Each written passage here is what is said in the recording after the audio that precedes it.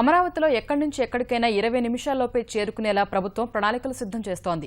అందుకు అనుగుణంగా 3 ఎక్స్ప్రెస్ మార్గాలు నిర్మించాలని భావిస్తుండగా మరొకటి కూడా ఉంటే మంచిదని నిపుణులు సూచించారు.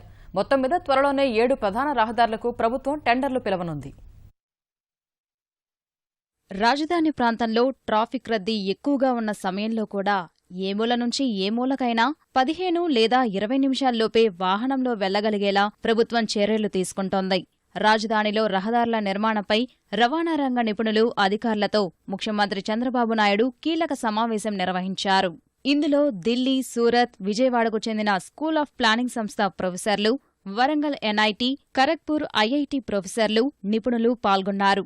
సింగపూర్ సంస్థ సుర్బానా ఇచ్చిన రహదారి నెట్వర్క్ ప్రణాళిక స్థానిక అవసరాలకు తగ్గట్టే ఉందని నిపుణుల బృందం అభిప్రాయపడినట్టు తెలిసింది.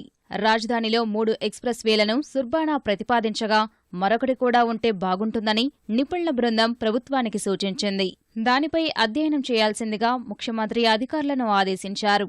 రాజధానిలో రహదారులు ఏ ప్రమాణాలతో ఉండాలి, ఎంత వేగంతో వెళ్లేందుకు అనుకూలంగా ఉండాలి, ప్రజా రవాణా వ్యవస్థ ఎలా ఉండాలనే అంశాలపై నిపుణుల బృందం సుదీర్ఘంగా చర్చించింది.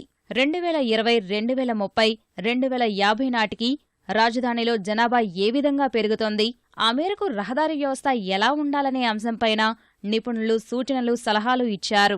2050 నాటికి అమరావతిలో 40 లక్షల జనాభా ఉంటుందన్న అంచనాతో రవాణా వ్యవస్థకు రూపకల్పన చేయాలని నిర్ణయించారు. రాజధానిలోని టౌన్షిప్లలో ఉండే ప్రజలకు ఏం కావాలన్నా అర్ధ కిలోమీటర్లోపే దొరికేలా చూడాలని ముఖ్యమంత్రి అధికారులను ఆదేశించారు.